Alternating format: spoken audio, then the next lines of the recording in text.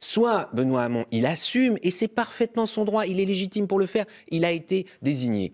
Il assume d'avoir un projet politique qui est un projet qui ne rassemble pas mais il a été toute désigné, sa famille comme vous le politique. dites, c'est son projet qui a été désigné. Et moi, je vais même vous dire, donc il fait campagne sur ce projet et il fera le score que les Français voudront bien donner, la confiance que les Français voudront bien donner à ce projet. Et c'est très bien ainsi. Moi, je vais vous dire, Benoît Hamon, d'une certaine façon, il fait aussi une recomposition politique. Emmanuel Macron en a lancé une en lançant le mouvement En Marche. Et on en a parlé tout à l'heure.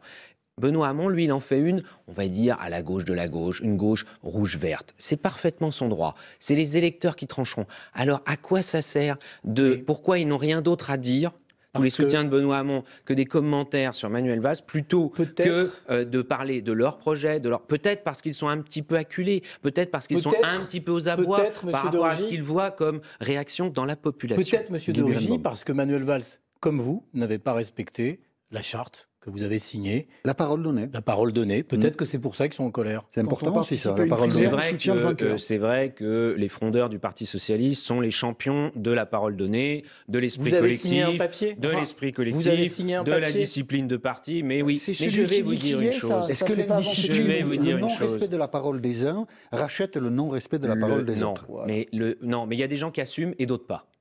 Vous assumez? Moi, j'assume. Depuis le début, je suis venu le dire sur votre plateau il y a un mois, plus d'un mois. Qu'est-ce que vous assumez? J'aimerais bien que les autres assument.